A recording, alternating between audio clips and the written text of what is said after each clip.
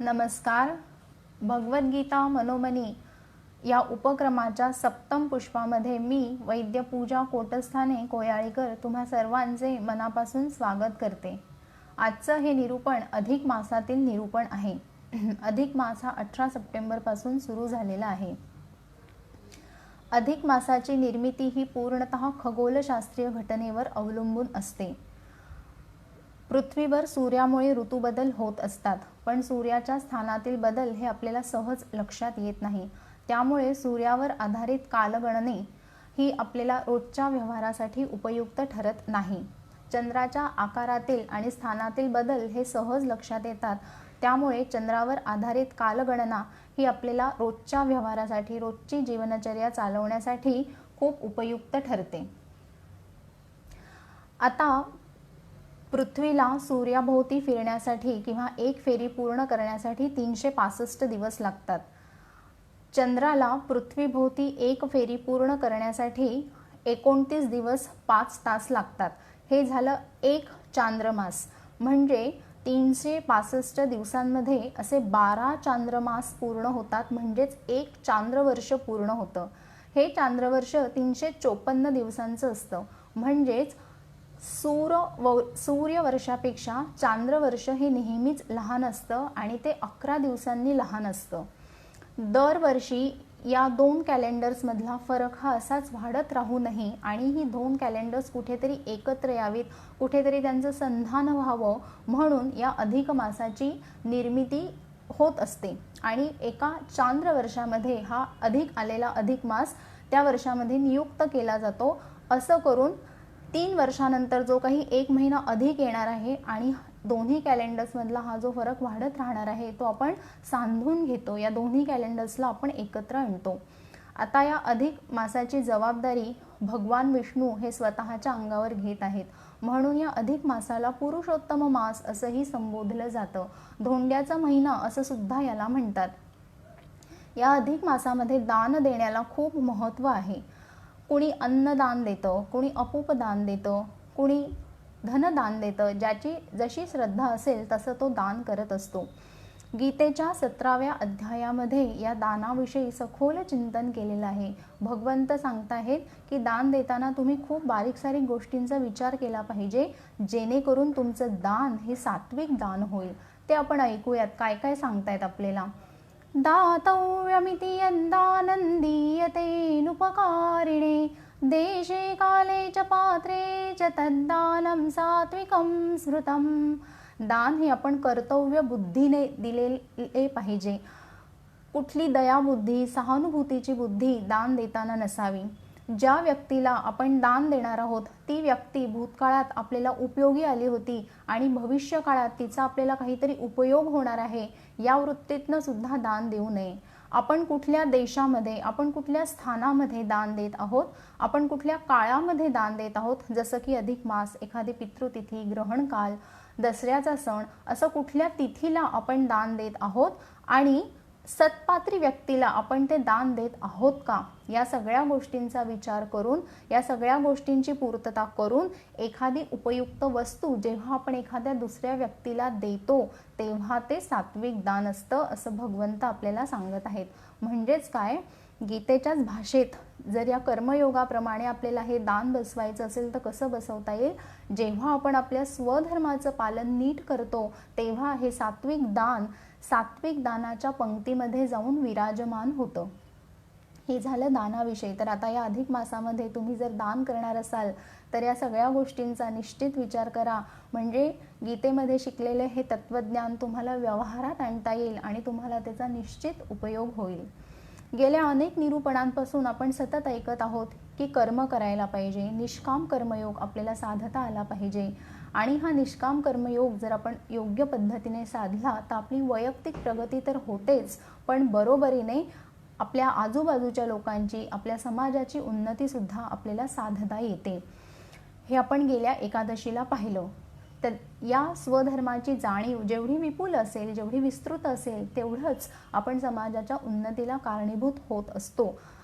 हा व्यापक दृष्टिकोन आपण निष्काम कर्मयोगाचा गेल्या निरूपणाला पाहिला. आता तुम्हाला प्रश्न असा पडत असेल की दुसरा अध्याय झाला, तिसरा अध्याय झाला, त्याच्यामध्ये सातत्याने पुनरावृत्ती होतीये या कर्म या शब्दाची. मग आता हे कर्म नेमकं निश्चित आपल्याकडून कोण करून घेत आहेत? आपल्या देहाकडून हर क्षणाला हे कर्म कोण बरं करून घेत आहेत? नहि कश्चित क्षणमपि जातु तिष्ठत्य कर्मकृत कार्यते अवशः कर्म सर्व प्रकृतिजैर्गुणैः. काय उत्तर देतायत ते? की तुझ्या देहाकडून घडणारी सर्व कर्मे ही प्रकृतीकडून घडत आहेत. सर्व प्रकृतिजैर्गुणैः. म्हणजे तुला जरी असं वाटत असलं की हे काम मी केलं आहे, तर तसं नसून कोण करून घेत आहे हे काम? तुझी प्रकृती, तुझ्या देहाला जी जडलेली प्रकृती आहे त्या प्रकृतीकडून ही सर्व कर्तव्य कर्मे घडून येत आहेत. आता ही प्रकृती कुठून आली? ही प्रकृती केव्हा निर्माण होते? तिचा आणि आपल्या देहाचा काय संबंध आहे? या प्रकृतीच्या गाभ्यामध्ये नक्की दडलंय तरी काय, हे आधी आपण शोधूयात. तर प्रकृती कशी तयार होते? आपला जन्म कुठल्या घरामध्ये होतो? आपल्या पूर्वजांचा आहारविहार कसा होता? आपल्या आईवडिलांचा आहारविहार कसा आहे? त्यांचं वर्तन कसं आहे? गर्भ विकास होत असताना त्या गर्भाला कुठल्या कुठल्या ऋतुचक्रांमधून जावं लागत आहे? गर्भनिर्माणसमयी कुठला ऋतू होता? या सगळ्या घटकांचा एकत्रित परिणाम हा गर्भाच्या जडणघडणीवर होत असतो. आणि या सर्व घटकांचा एकत्रित परिणाम जो आपल्या शरीरावर दिसतो, जो आपल्या शरीरावर जाणवतो, ती म्हणजे आपली प्रकृती. प्रकृती म्हणजे आपला स्वभाव. प्रकर्षाने जे आपल्या स्वभावामध्ये दिसतं ती म्हणजे आपली प्रकृती. प्रकृती म्हणजे स्थायी भाव. प्रकृतीमध्ये सहसा कुठलाही बदल संभवत नाही. म्हणजेच काय, गर्भकालापासनं ती आपल्याला सहवास करत असते, ती आपल्या साथीला असते.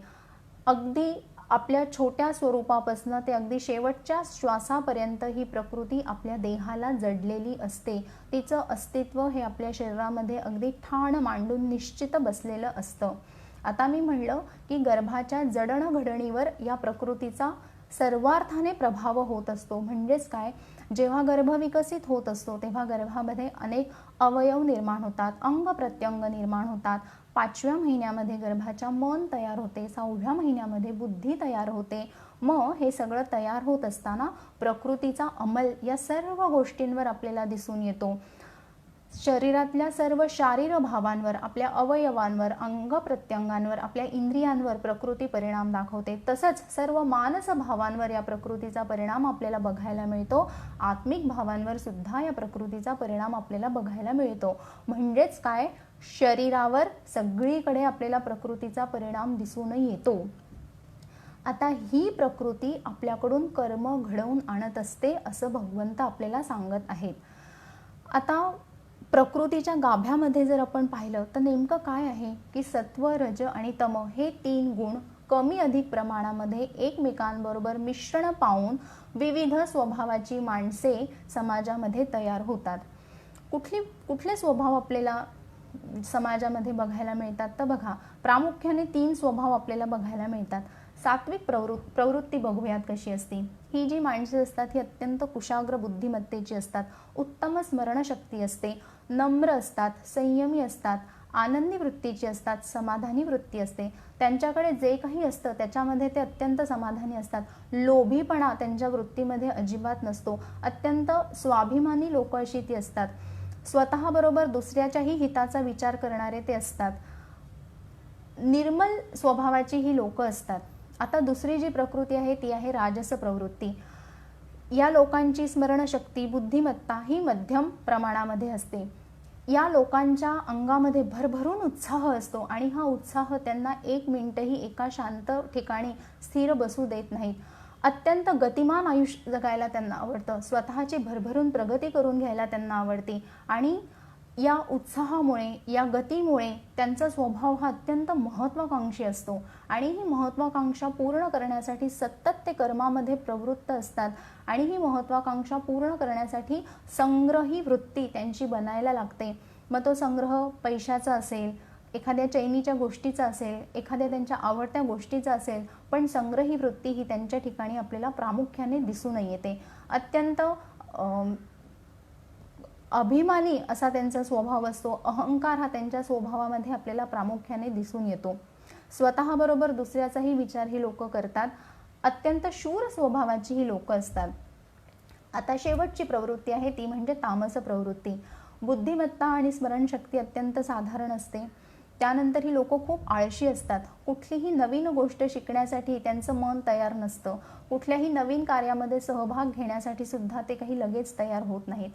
त्याच्यामुळे कुठल्याही गोष्टीचं नीटसं ज्ञान नसल्यामुळे, कुठलीही गोष्ट नीटशी न समजल्यामुळे व्यवहारामध्ये जगत असताना ते नेहमी गोंधळलेले असतात. करू नको करू याच द्वंद्वामध्ये ते नेहमी अडकलेले असतात, भ्रमित असतात.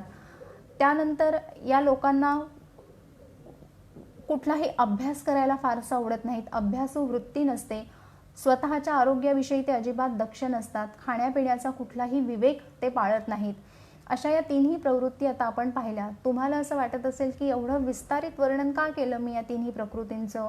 कारण जर आपण पाहिलं तर बघा, सत्व प्रकृतीच्या माणसाचा एक ठराविक असा गुणसंचय आहे, दुसऱ्या प्रकृतीच्या माणसाचा सुद्धा एक ठराविक गुणसंचय आहे आणि तिसऱ्या प्रकृतीच्या माणसाचा सुद्धा एक ठराविक गुणसंचय आहे. म्हणजे या तिन्ही प्रकृतींमध्ये निरनिराळे गुणसंचय आहेत आणि ही लोक जेव्हा व्यवहारात वागतात तेव्हा त्यांच्या प्रकृतीमध्ये जे काही गुणधर्म आहेत त्या गुणधर्मानुसारच ते वागतात.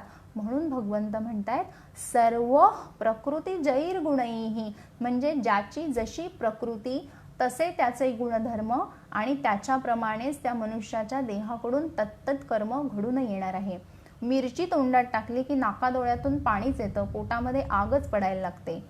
का बरं असं होतं? कारण मिरचीची प्रकृती ही उष्ण गुणाची आहे. त्याच्यामुळे या उष्ण गुणाकडूनच मिरचीकडून डोळ्यातनं पाणी येणं, पोटामध्ये आग पडणं ही कर्मे घडून येतात. दूध पिल्यानंतर पोटामध्ये शांत वाटतं, मनाला आल्हाद वाटतो. का बरं असं होतं? कारण दूध हे जे द्रव्य आहे त्या द्रव्यामध्ये शीत गुणधर्म हा सामावलेला आहे. शीतता या दुधाची प्रकृती आहे, गुण आहे आणि याला धरूनच दुधाकडून पोटामध्ये शांतता उत्पन्न होणं, मनाला आल्हाद वाटणं ही कर्मे घडून येतात. तसंच माणूस जेव्हा या व्यवहारामध्ये वागत असतो, या जगामध्ये एकमेकांबरोबर व्यवहार करत असतो, तेव्हा तो त्याच्या प्रकृतीप्रमाणे, त्याच्या प्रकृतीमध्ये जे काही गुणधर्म दडलेले आहेत, म्हणजेच काय, सत्व रज तम यांच्या कमी अधिक मिश्रणातनं त्याची प्रकृती जशी तयार होईल तसे त्याच्या स्वभावामध्ये गुणधर्म असतात आणि त्याच्याप्रमाणे तो कर्म करत असतो. आता कर्म कोण करून घेते हे आपल्याला स्पष्ट कळलं की प्रकृतीकडून ही कर्म घडून येत आहेत. आता प्रकृती आणि कर्म या अनुषंगाने अजून आपल्याला इथे काय समजून घ्यायचं आहे? तर बघा, दुसऱ्या अध्यायाला मी सुरुवात केल्यापासून मी सातत्याने म्हणत आहेत की निष्काम कर्मयोग करत असताना, आपली कर्म करत असताना आपण निर्द्वंद्व व्हायला पाहिजे. कुठल्याही गोष्टीचा विचार न करता, कर्मफळावर इच्छा न ठेवता प्रामाणिकपणे निष्ठेने आपण आपलं काम केलं पाहिजे. म्हणजे आपली सगळी कर्म ही भगवंताच्या चरणी अर्पण होतात. आता हे कसं काय होणार आहे? कर्म तर आपण करणार आहोत. जेव्हा आपण कर्म करतो तेव्हा आपल्याला असं वाटतंच ना, मी हे काम केलंय. आपल्याला अभिमान वाटतो की आपण हे एखादं काम केलं आहे. आपल्याला आनंद वाटतो की आपल्या हातून हे काम झालेलं आहे. मग आपण काम करायचं आणि भगवंताच्या चरणी कसं काय अर्पण करायचं, असा प्रश्न आता तुम्हाला पडेल. पण जेव्हा प्रकृती आणि कर्म हा सिद्धांत जेव्हा आपल्याला नीट कळायला लागतो तेव्हा आपोआप आपली अहंकारी वृत्ती ही बाजूला गळून पडते आणि आपली कर्मे ही कृष्णाच्या चरणी अर्पण होतात. आता बघूयात ते कसं होते. आपण खूप वेळा म्हणतो की मी हे काम केले. एखाद्या कर्माचा कर्ता होणं याच्यामध्ये आपल्याला भरभरून रस असतो, कारण आपल्याला चांगलं वाटतं की हे काम मी केलंय हे सांगण्यामध्ये. पण आत्ताच मी तुम्हाला सांगितलं की प्रकृतीकडून कर्म करून होत असतात. मग मी हे काम केलं आहे असं म्हणण्यामधला मी हा बाजूला सरतो आणि त्याची जागा कोण घेणार आहे? प्रकृती घेणार आहे. कारण भगवंतांचाच हा सिद्धांत आहे की तुला जन्मापासून जी मी प्रकृती बहाल करून दिलेली आहे या प्रकृतीप्रमाणेच तुझ्या देहाकडून कर्मे घडणार आहेत. मग हा मी आला कुठून? नाही येत. म्हणजे मीची जागा आता पूर्णतः प्रकृतीने घेतलेली आहे. आणि प्रकृती कुणी दिलेली आहे? देवानेच दिलेली आहे. गर्भकालापासून आपल्याला ती प्राप्त झालेली आहे. आता त्याच्यामध्ये कुठलाही बदल सुद्धा संभवणार नाहीये. त्याच्यामुळे जी काही आता कर्मे घडून येणार आहेत ती प्रकृती मार्फत घडून येणार आहेत. मग ही कर्माची जबाबदारी आता प्रकृतीने घेतलेली आहे. आता आपण तिर्हाईक झालो, स्वतःच्याच देहामध्ये राहून आपण तटस्थ झालो, तिर्हाईक झालो. आपली कर्तव्य कर्मे ही आपण फक्त बघत आहोत एक तिर्हाईक बुद्धीने, कारण ती करून कोण घेत आहे? प्रकृती. मग आता जो माणूस कर्म करणार आहे त्या कर्माची जबाबदारी त्याच्याकडेच लागणार. म्हणजेच काय, आता आपल्या देहाकडनं जे कर्म होणार आहे त्याची जबाबदारी कोण उचलणार आहे? प्रकृती उचलणार आहे. आणि प्रकृती कोणी निर्माण केली आहे? श्रीकृष्णाने निर्माण केलेली आहे. मग आता जी काही कर्मे या देहाकडून होणार आहेत ती त्याच्या मार्फतच होणार आहेत. मग ही त्याच्या मार्फत होणार आहेत म्हणल्यावर ते त्याच्या चरणीच अर्पण होणार ना. म्हणजेच प्रकृती आणि कर्माचा सिद्धांत जेव्हा आपल्याला समजायला लागतो तेव्हा आपल्याला समजतं की आपल्याला उगचच असं वाटतंय, आपल्याला उगचच अहंकार भावनेतनं आपल्याला असं वाटतं की हे मी केलंय, हे माझं काम आहे. पण इथं आपल्याला लक्षात येईल की आपण काहीच करत नसतो. आपण आपल्या देहामध्येच राहून तिर्हाईक असतो आणि जे काही करून घेतं ती आहे प्रकृती. भगवंत बघा कुठल्या भाषेमध्ये हे आपल्याला समजून सांगतायत. प्रकृते क्रियमाणानि गुणै कर्माणि सर्वशः अहंकार विमूढात्मा कर्ताहमिति मन्यते तत्त्ववित्तु महाबाहो गुणकर्म विभागयोः गुणागुणेषु वर्तन्त इति मत्वा न सज्जते. अरे मनुष्या, तुझ्याकडून जी काही कर्मे होत आहेत ना ती प्रकृतीकडून घडत आहेत. आणि ज्याला हे समजत नाही ना अशा अहंकारी व्यक्तीला मी काय म्हणतो? मी मूढ म्हणतो. मी त्याला मूर्ख संबोधन करतो. अहंकार विमूढात्मा कर्ताहमिति मन्यते. ज्याला असं वाटतं की हे मी केलं आहे तर अशा व्यक्तीला मी मूढ असं म्हणतो. पुढे ते म्हणतायत की जे तत्वज्ञानी लोक असतात ना, ज्ञानी लोक. आता इथं ज्ञानी म्हणजे ज्याचं खूप शिक्षण झालं आहे, ज्याच्याकडे खूप डिग्री आहेत असा मनुष्य भगवंताला अपेक्षित नाही आहे. ज्ञानी म्हणजे इथे कुणाला ते ज्ञानी म्हणतायत की ज्याला निष्काम कर्मयोगाचं तत्व हे कळलेलं आहे, जो निष्ठेने आपलं काम करत आहे, निर्द्वंद्व होऊन स्थितप्रज्ञ होऊन अशा मनुष्याला ते ज्ञानी इथे म्हणत आहेत. तर मग हे सगळं समजल्यावर या ज्ञानी माणसाला हे सुद्धा समजलं पाहिजे की प्रकृती आणि तिचे गुणधर्म हे एक जड तत्व आहे शरीरामध्ये आणि ते वेगळं तत्व आहे तुझ्या देहापासून. तर जगत असताना आपली काय होती? गल्लत होऊन जाते. आपल्याला असं वाटतं की प्रकृतीकडून जी कर्म घडतायत ती आपण स्वतः घडून आणतोय आपल्या देहाकडून. पण इथेच तर आपली गल्लत होती. आपल्याला हे समजतच नाही की प्रकृती हे एक वेगळं तत्व आहे, जड तत्व आहे आपल्या शरीरामधलं आणि या प्रकृतीकडनं ही कर्म घडून येत आहेत. तर भगवंत म्हणतायत की तुम्ही हा विवेक बाळगला पाहिजे कर्म करत असताना. तुम्हाला असं कुठेही वाटता कामा नाही की हे काम मी करत आहे, कारण तुम्ही नाहीच आहात ना. कार्यकारी तत्व हे प्रकृती आहे, त्याच्यामुळे प्रकृतीकडून ही कर्म घडत आहेत. हा विवेक तुम्ही कायम बाळगा. मग आता मला सांगा, हे तर आपल्याला सगळं कळलं की प्रकृतीकडून कर्म होत आहेत. मग आपल्याला सातत्याने असं का वाटतं की मीच हे काम करत आहेत? वाटणं साहजिक आहे ना, कारण आपल्या इंद्रियांमार्फत आपण सकाळी उठल्यापासून रात्री झोपेपर्यंत मनानी, वाचेनी, शरीरानी सतत कर्म करत असतो. त्याच्यामुळे वाटणं साहजिक आहे हे काम मी केलं आहे. पण मग भगवंत तर काहीतरी वेगळं सांगतायत. त्यांचा तर काहीतरी सिद्धांत वेगळाच आहेत. ते म्हणतायत की प्रकृती करून घेतीये. मग आता हे कसं समजून घ्यायचं? काय होतं, ही प्रकृती जन्मापासनं अगदी आपण गर्भात असल्यापासून आपल्याला चिकटलेली आहे, बरोबर. त्याच्यामुळे तिचा सहवास सातत्याने सगळ्या शारीर भावांवर, मानस भावांवर आपण अनुभवत असतो. ती सतत आपली सहचारिणी असते, आपली सहधर्मिणी असते. त्याच्यामुळे काय वाटतं सहजच की तिचं जे जे आहे ना ते हे सगळं माझंच आहे. आईकडे असलेला सुंदर दागिना मुलीला वाटतो की हा माझाच आहे. वडिलांची गाडी मुलाला वाटते माझीच आहे. तसंच आपल्या बाबतीत सुद्धा होतं. आपल्याला असं वाटतं की प्रकृती जरी माझ्या शरीरापासून वेगळी असली तरी या प्रकृतीचं जे जे काही आहे ते सगळं माझंच आहे. त्याच्यामुळे आपण काय करतो, बळेच तिचे सगळे गुण, तिचे सगळे कर्म आपण स्वतःवर लादून घेतो, स्वतःवर ओढून घेतो आणि तिच्या कर्मांची जबाबदारी सुद्धा आपण घ्यायला लागतो. आणि मग तिथे आपला अहंकार जागृत होतो की हे मी करून आणलेलं आहे. पण मग आता मला सांगा, तुम्ही म्हणाल की चांगलाच सिद्धांत झाला हा, बरं झालं. मग आता कुठल्याच कर्माच्या अंगावर जबाबदारी घ्यायची नाही, सगळ्यांना अलिप्त राहायचं, तटस्थ राहायचं, हवं तसं वागायचं, बरोबर ना. कारण आता प्रकृती सगळं करणार आहे. मग चोरी करायची, एखादं गैरवर्तन करायचं, चुकीचं वागायचं आणि म्हणायचं मी नाही केलं, माझ्या प्रकृतीने केलं, असाच या सिद्धांताचा दुसरा अर्थ होतो. दुसरी बाजू बघितली तर असाच अर्थ त्याच्यातनं उत्पन्न होतो.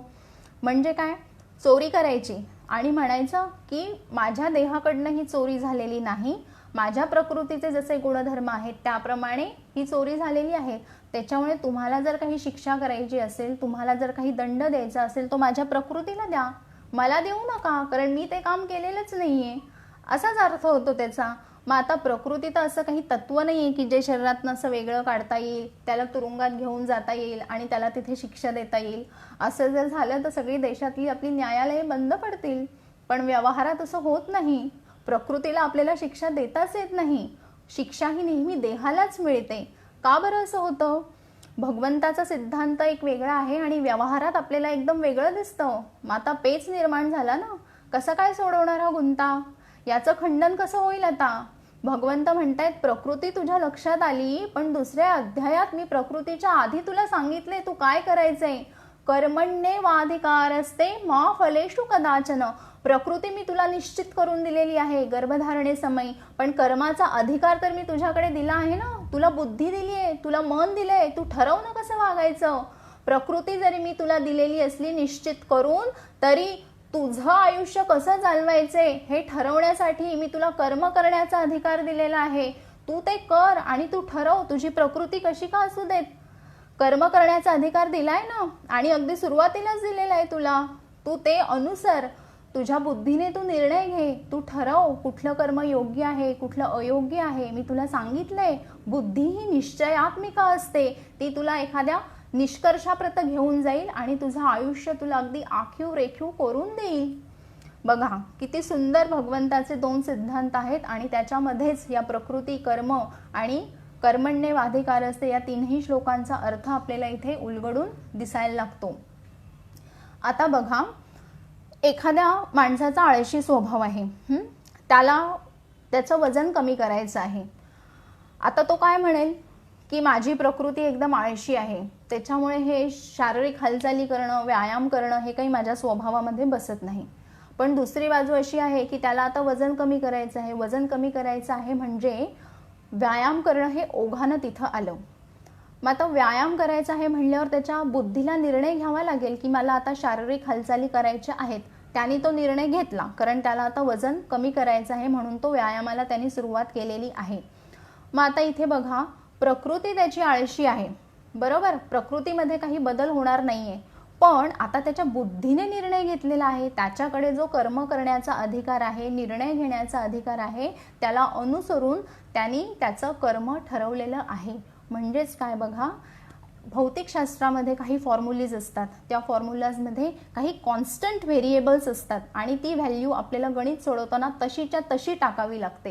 ही प्रकृती म्हणजे अगदी तसंच आहे, कॉन्स्टंट व्हेरिएबल आहे जे देवानी आपल्याला दिलेलं आहे, त्याच्यात आपण काही लुडबुड करू शकत नाही. पण मग लुडबुड करण्यासाठी एक चेंजिंग व्हेरिएबल पण असतं त्या फॉर्म्युलामध्ये. ते चेंजिंग व्हेरिएबल आपण आपलं टाकायचं असतं आणि हे चेंजिंग व्हेरिएबल म्हणजे आपला कर्म करण्याचा अधिकार. म्हणून त्या कर्माला नंतर आपण जबाबदार होतो. प्रकृती ही कशीही असली तरी आपल्या कर्म करण्याच्या अधिकारामधून आपण आपल्या आयुष्याचे निर्णय घेत असतो आणि म्हणून आपण स्वतः आपल्या आयुष्यासाठी जबाबदार असतो. म्हणूनच स्वामी विवेकानंद म्हणतायत ना, तूच तुझ्या जीवनाचा शिल्पकार आहेस. तर या सिद्धांतावर ते म्हणतायत की कर्म करण्याचा अधिकार तुझा आहे, भगवंताने तुला निर्माण केलेला आहे. तू जसा निर्णय घेशील त्या निर्णयाला ही प्रकृती मदत करणार आहे. म्हणजेच काय, आळशी माणूस सुद्धा व्यायाम करेल, उत्साही माणूस सुद्धा व्यायाम करेल. पण आळशी माणूस एक 2-3 दिवसांनी विश्रांती घेईल, कारण त्याची प्रकृतीच आळशी आहे, बरोबर. पण प्रकृती व्यायाम करू नकोस असं त्याला कधीच सांगत नाही. प्रकृती त्याला कायमच मदत करणार आहे त्याच्या निर्णयाला.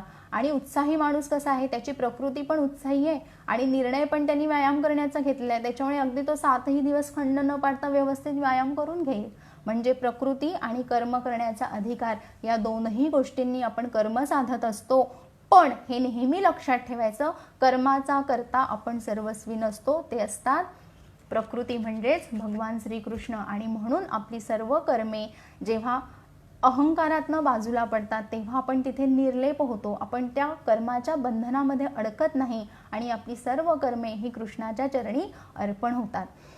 आता याच अनुषंगावर अर्जुनाला इथे प्रश्न पडलेला आहे की हे मान्य झालं की भगवंतानी आपल्याला कर्म करण्याचा अधिकार दिलेला आहे, पण नेहमीच असं होत नाही की आपण नेहमीच चांगल्या कर्मांकडे प्रवृत्त होतो, चांगले विचार करण्यासाठी आपण नेहमीच कललेलो असतो, असं होत नाही ना.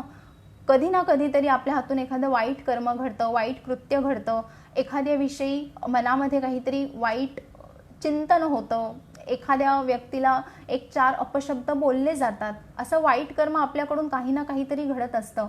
मग अर्जुन भगवंताला विचारतो आहे, असं कुठलं तत्व आहे शरीरामध्ये की ज्याच्यामुळे मनुष्य बलपूर्वक त्याची इच्छा नसताना सुद्धा या वाईट कर्मांकडे प्रवृत्त होतो. असं काय आहे मानवी देहामध्ये की ज्याच्यामुळे तो सतत वाईट कर्माच्या दिशेने, वाईट विचारांच्या दिशेने ओढला जातो.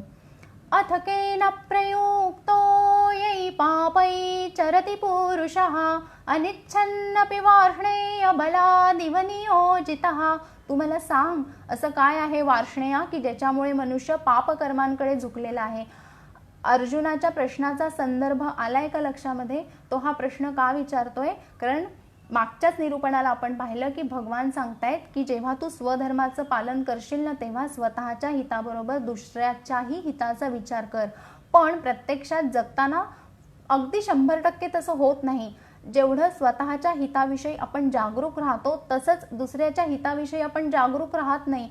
थोडंफार तरी दुसऱ्याचं हित डावललं जातंच. म्हणून मग अर्जुन विचारतोय, असं का बरं होतं? असं माणसामध्ये काय आहे की ज्याच्यामुळे मनुष्य अगदी 100% स्वधर्माला देऊ शकत नाही? हे तू मला सांग. भगवंत बघा किती सुंदर उत्तर देत आहेत. कामैष क्रोधैष रजो गुणसमुद्भवः महाशनो महापाप्मा विद्धेन मिह वैरिणम् धूमेनाव्रियते वह्निर्यथा दर्शो मलेन च यथोल्बेनावृतो गर्भस्तथा तेनेदमावृतम् आवृतै ज्ञानमेतेन ज्ञानिनो नित्यवैरिणा कामरूपेण कौन्तेय दुष्पूरेणानलेन च. ते काय म्हणतायत अर्जुना? काम आणि क्रोध. काम म्हणजे तुझ्या मनामध्ये येणाऱ्या अनंत इच्छा. या इच्छा तर कधी संपतच नाहीत. एक इच्छा पूर्ण झाली की दुसरी, दुसरी झाली की तिसरी, अगदी सातत्याने गोल गोल गोल गोल करत त्या आपल्या मनामध्ये कायम येत राहतात. आणि या इच्छांची पूर्ती झाली नाही की तुझ्या मनामध्ये येणारा राग, या ज्या दोन गोष्टी आहेत ना, त्या माणसाला सदैव पापकर्माकडे प्रवृत्त करत असतात. काम एष क्रोध एष रजो गुणसमुद्भवः. आणि तू हे पण समजून घे की या दोन गोष्टी कुठून उत्पन्न झालेल्या आहेत? तर तुझ्या शरीरामध्ये जो रजोगुण आहे ना, या रजोगुणातनं त्या उत्पन्न झालेल्या आहेत. आपण आत्ताच पाहिलं की रजोगुण हा अत्यंत उत्साही आणि गतिमान आणि अत्यंत वेगवान आणि बलवान असतो. जिथे जिथे हा रजोगुण असतो तिथे तिथे वायू असतो, आणि जिथे जिथे वायू असतो तिथे तिथे वेग असतो. प्रत्येक गोष्टीला वेग असतो, गती असते त्या गोष्टींना. त्याच्यामुळे ज्या गोष्टींची रजोगुणातून उत्पत्ती झालेली आहेत त्या गोष्टींना सुद्धा साहजिकच वेग असणार आहेत. त्या गोष्टी बलवान असणार आहेत. आणि ज्या वेगवान गोष्टी आहेत, बलवान गोष्टी आहेत, त्यांना नियंत्रणामध्ये ठेवणं हे खरंच कठीण असतं. का? कारण वेगाला आवरणं खूप अवघड असतं. तर या कामाचा आणि क्रोधाचा सुद्धा वेग असतो बरं का. त्याच्यामुळे अत्यंत वेगाने येऊन या दोन गोष्टी सतत मनाला आदळत असतात, आणि मनाला स्थिर न ठेवता सतत चंचल करत असतात, मनाला सतत दोलायमान करत असतात. म्हणून भगवंत म्हणतायत काम एष क्रोध एष रजो गुण समुद्भवः. आणि या दोन्ही गोष्टी महाशनो महापाप्मा, महाघातकी महापातकी आहेत. महाशनो महापाप्मा विद्धेन मिह वैरिणम. आणि या मनुष्याच्या सदैव वैरी असतात, कायमच या मनुष्याच्या वैरी असतात.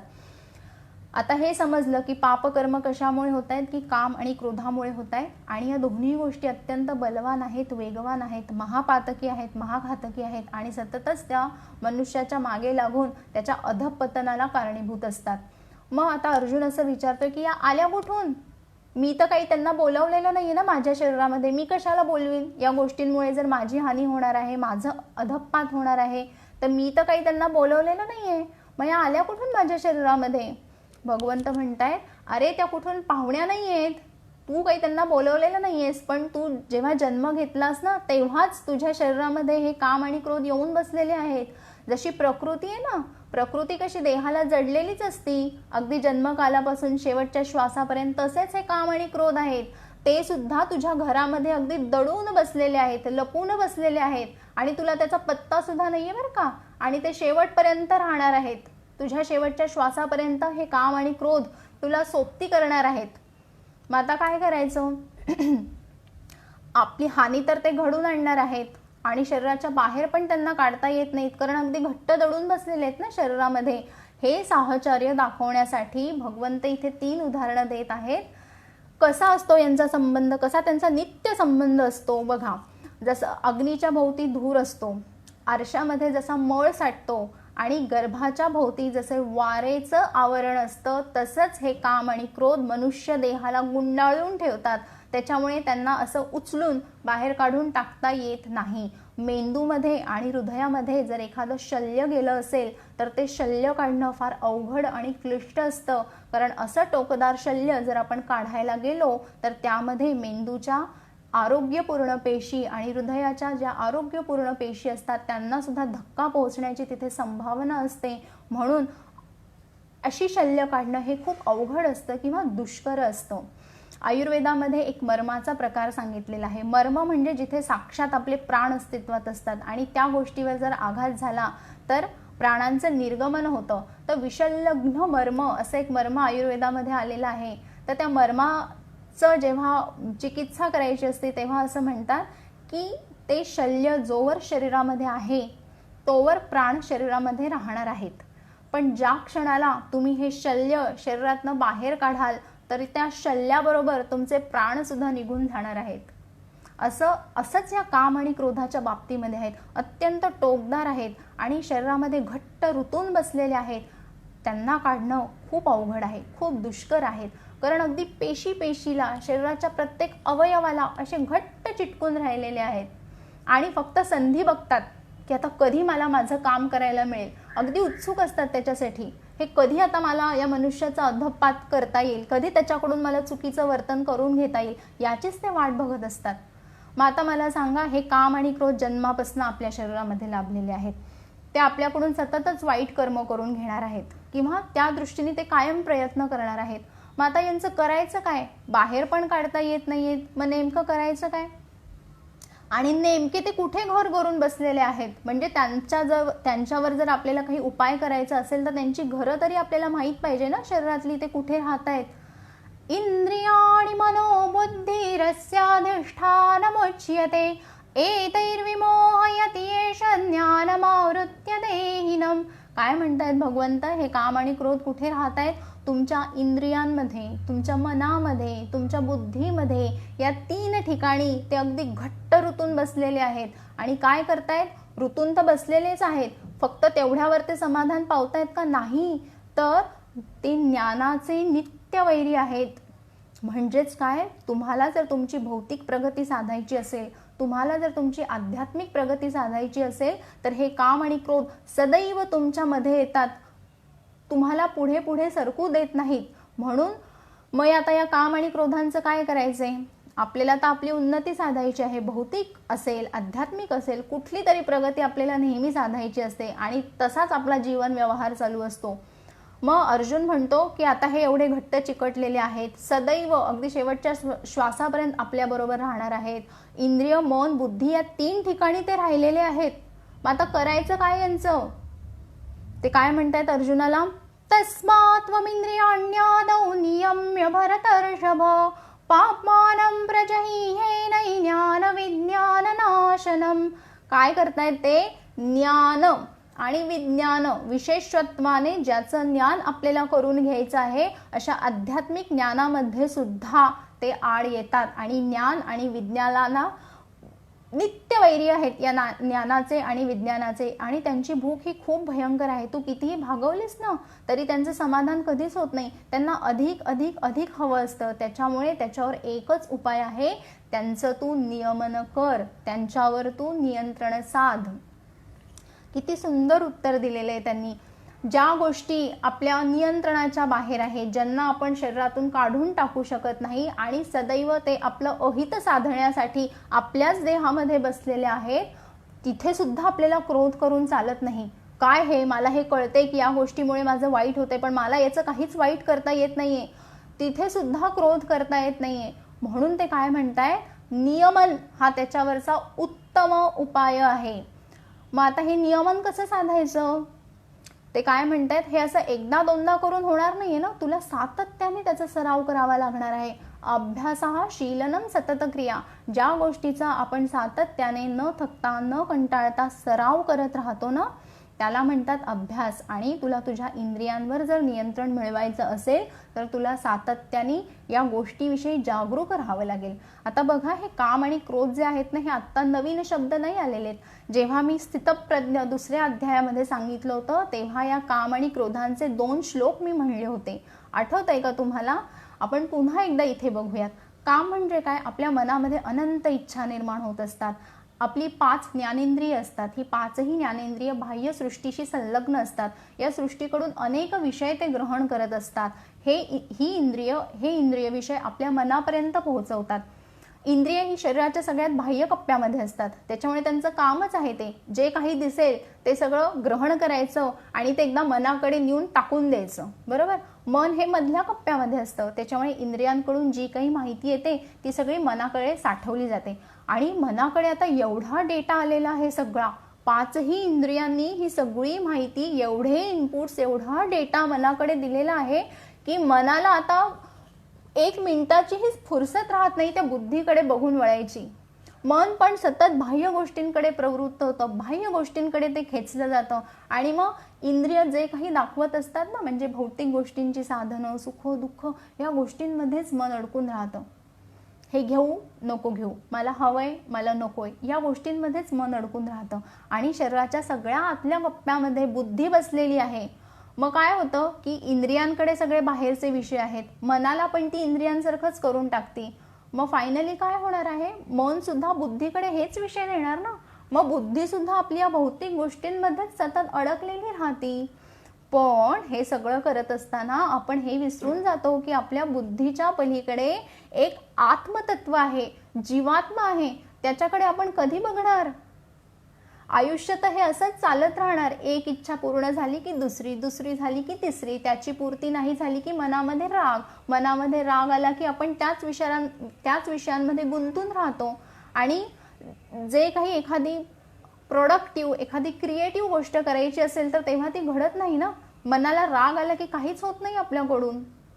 बरोबर ना. मग भगवंत काय म्हणतायत की काम आणि क्रोध हे सतत चालूच राहणार, त्याच्यातून तुझी सुटका होणार नाही. पण तुला जर त्याच्यातनं तुझी सुटका करायची असेल तर तुला तुझ्या इंद्रियांवर नियंत्रण साधावं लागेल. इंद्रियांचे विषय तू ग्रहण केले, ते मनामध्ये पोहोचले की मनामध्ये कुठल्या तरी गोष्टीविषयी हट्ट आणि कुठल्या तरी गोष्टीविषयी हे मला नकोच आहे, म्हणजे हे द्वंद्व निर्माण होणारच आहेत. मग या द्वंद्वांमुळे तुझं मन नेहमीच कुठल्या तरी मोहामध्ये आणि कुठल्या तरी रागामध्ये, कुठल्या तरी द्वेषामध्ये अडकलेलं राहतं. आणि इथेच तुझं मन आणि बुद्धी भरकटत राहतं. पण या राग आणि द्वेषांमध्ये तू अडकू नकोस, तू त्यांच्या अधीन होऊ नकोस, तू त्यांना तुझ्या अधीन ठेव. म्हणजे तुझं अधःपतन होणार नाही, तुझं मन आणि बुद्धी चांगली कार्यकारी राहील.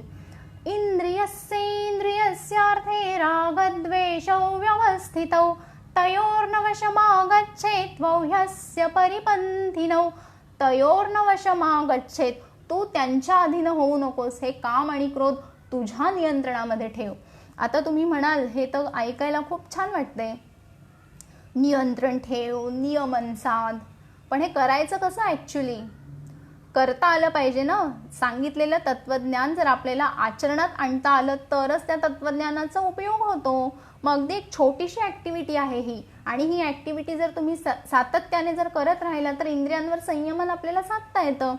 हे बोलायला मला जेवढा वेळ लागतोय ना त्याच्याही कमी कालावधीमध्ये ही ॲक्टिव्हिटी होणार आहे. कारण मनाच्या लेवलवर ही ॲक्टिव्हिटी व्हायची आहे. मन तर केवढं वेगवान आहे, त्याच्यामुळे ही ॲक्टिव्हिटी अगदी सहज आहे आणि याचा सराव आपण सातत्याने करायला पाहिजे. काय करायचं आहे बघा, आपल्या मनामध्ये एखादा विषय आला, बरोबर, आणि तो विषय तितकासा काही महत्त्वाचा नाही आहे, पण आपलं मन उगाचच त्या विषयाकडे ओढलं जाते. आता हा जो विषय आहे हा मनाकडे येणार आहे, बरोबर, आणि त्या विषयामुळे कधी कधी आपल्याला राग येणार आहे किंवा कधी कधी त्या गोष्टीच्या मोहामध्ये अडकणार आहोत. आपल्याला कळतंय की हे चुकीचं आहे आणि मला याच्यापासून तिर्हाईक राहायचं आहे. मग काय करायचं बघा, दुसऱ्या अध्यायामध्ये ते काय म्हणतायत, ज्या गोष्टीला उत्पत्ती आहे त्या गोष्टीला निश्चित विनाश आहे. म्हणजे काय, आलेला हा जो विषय आहे त्याचा आत्ता जन्म झालेला आहे, थोड्या वेळाने तो विरून जाणार आहे, थोड्या वेळाने हा विचारही नष्ट होणार आहे. आणि या विचाराचं अधिष्ठान काय आहे, मन, इंद्रिये. ती स्वतःच इतकी चंचल आहेत, ती स्वतःच अस्थिर आहेत. ते काय या विचारांना स्थिरता देणार, नाही देऊ शकत. त्याच्यामुळे ज्याला उत्पत्ती आहे त्याला विनाश आहे आणि त्याचं अधिष्ठानच अस्थिर आहे, मनच चंचल आहे. तर ही गोष्ट कशी काय मनामध्ये स्थिर राहील. मग अगदी एकच क्षण हा विचार जर मनात ठेवला की हा विषय जसा आला आहे तसा निघून जाणार आहे. फक्त त्या क्षणापुरतं आपण जरा तटस्थ राहायचं, तिर्हाईक राहायचं आणि बघत राहायचं की हा विचार माझ्या मनामध्ये आलेला आहे, या विचाराचा मला राग येत आहे आणि मला तो व्यक्त करायचा नाही आहे. माझ्या इंद्रियांकडून मला कुठलंही गैरवर्तन करायचं नाही, माझ्या वाचेने मला कुठलेही अपशब्द बोलायचे नाही आहेत. फक्त तो एक क्षण जर आपण साधला तर या काम आणि क्रोधावर आपल्याला नियंत्रण ठेवता येईल. अगदी एकच क्षण तिर्हाईक व्हायचं या देहापासनं आणि सांगायचं की मनामध्ये आलेला विचार सुद्धा विरून जाणार आहे. मन स्वतः चंचल आहे, तर येणारे विचार तरी मनामध्ये कसे काय स्थिर राहतील, नाही राहणार. फक्त ते जाईपर्यंत एक क्षण 2 क्षण त्याची वाट बघायची आणि ती वाट बघितली की आपला तिथे विजय झालेला असतो. या काम क्रोधाच्या अधीन आपण होत नाही, काम आणि क्रोध आपल्या अधीन येतात आणि आपण आपल्या आयुष्याचं नियंत्रण करणारे ठरतो. म्हणून ते म्हणतायत, तस्मात्त्वमिंद्रियाण्यादौ नियम्य भरतर्षभ, तू इंद्रियांवर नियंत्रण मिळव. हे काम आणि क्रोध कितीही बलवान असले ना तरी ते मनामध्ये असतात, बुद्धीमध्ये असतात, पण त्याचं व्यक्ततेचं साधन हे शरीर आहे, इंद्रिय आहे. म्हणून जर काही चुकीचं वर्तन घडणार असेल तर ते तुझ्या हातांकडून, तुझ्या जिव्हेनी, तुझ्या कर्मेंद्रियांकडून घडणार आहे. तर त्यांच्याकडून ते तसं होऊ देऊ नकोस, म्हणजे कुठलंही गैरवर्तन तुझ्या हातून होणार नाही. आता बघा, हे काम आणि क्रोध व्यवहारात आपल्याला असं दिसतं का, आपल्याला असं संगती लावता येते काम आणि क्रोध, याच्यामुळे याचं अधपतन झालंय. तर बघा, चंदा कोचर या ICICI बँकेच्या मॅनेजिंग डायरेक्टर तशाच CEO होत्या. अत्यंत हुशार व्यक्तिमत्व, चतुरस्त्र व्यक्तिमत्व, अत्यंत प्रभावी व्यक्तिमत्व. त्या जेव्हा या बँकेच्या डायरेक्टर होत्या तेव्हा या बँकेला best retailer bank of India हा पुरस्कार अनेक वेळेला देण्यात आला. यामध्ये त्यांची बुद्धी झळकतीये, त्यांची मेहनत आपल्याला दिसतीये.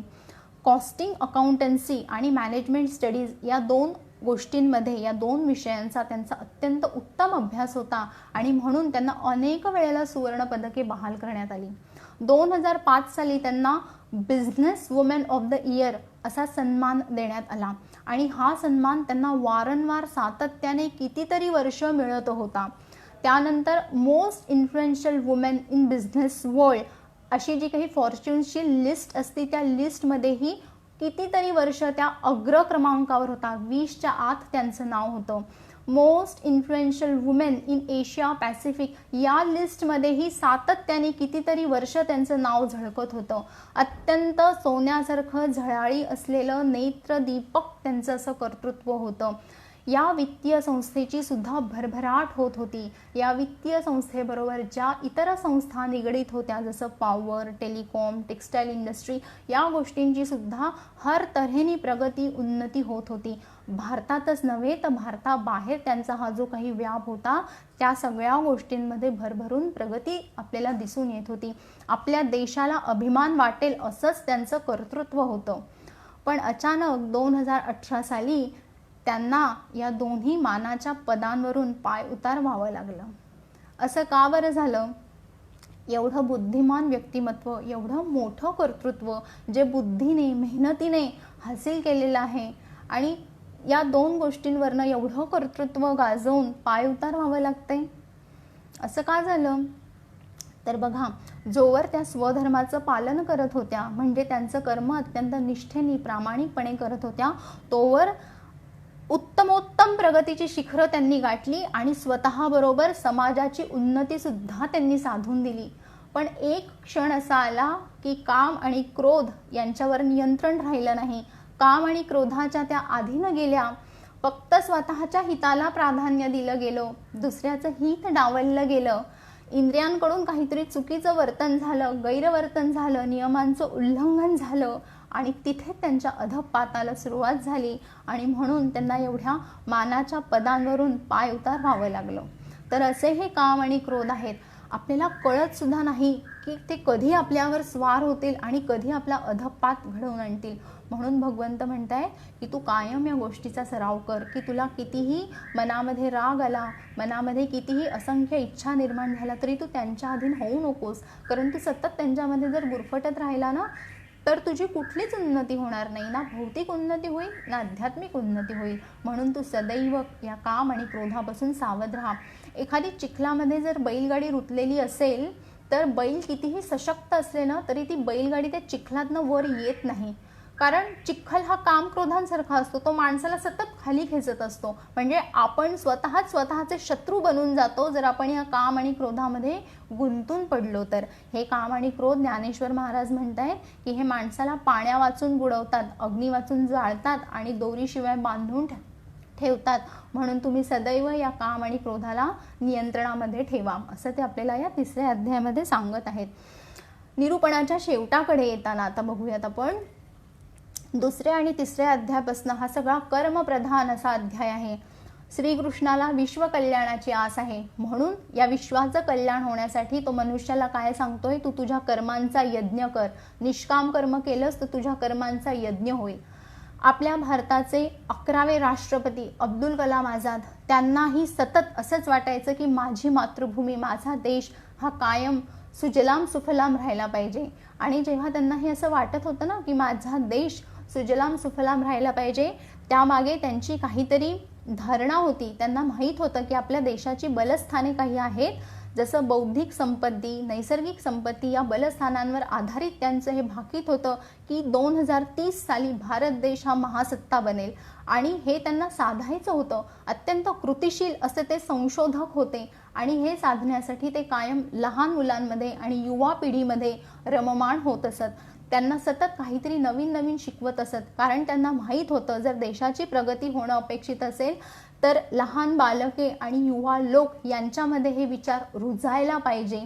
त्यांना शिकवलं पाहिजे की काम प्रामाणिकपणे कसं करायचे. मला जर कोणी युवक श्रोता लाभला असेल तर इथून पुढचं निरूपण 2 ते 3 मिनिटाचं हे नक्कीच त्याच्यासाठी आहे.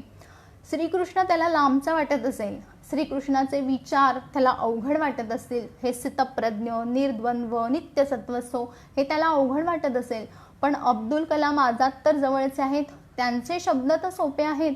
आता बघा, या 2 व्यक्तींचं एकच साध्य आहे, सगळ्यांचं हित व्हायला पाहिजे, सगळ्यांची प्रगती व्हायला पाहिजे. या दोघांचेही विचार सारखे आहेत, तत्वज्ञानाचा गाभा सारखा आहेत, फक्त शब्द वेगळे आहेत. आता बघा, स्वधर्म अब्दुल कलाम आझादांच्या शब्दात आपण ऐकूयात. ते काय म्हणतायत, if you salute your duty there is no need to salute anybody. If you pollute your duty there is need to salute everybody. असं ते स्वधर्माविषयी सांगतायत. नंतर ते म्हणतायत स्थितप्रज्ञ. ते कसं सांगतायत स्थितप्रज्ञ, if you want to accomplish a mission you need to have a single minded devotion to achieve your goal. हे सांगतायत स्थितप्रज्ञ. आता पुढचं सांगतायत निर्द्वंद्व. Depression in failure should never go to your heart and ego in success should never go to your brain. हे त्यांनी निर्द्वंद्वाविषयी सांगितलं. आता नित्यसत्वस्थ कसं सांगतायत, never give up. Don't allow problems to defeat you. Problems are there to create you, to develop you.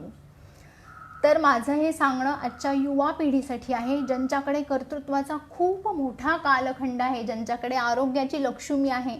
त्यांनी हा निष्काम कर्मयोग साधून अब्दुल कलामांच्या शब्दात समजत असेल तर तसा, पण तसा साधून स्वतःची प्रगती आणि या देशाची प्रगती निश्चित साध्य करून घेतली पाहिजे.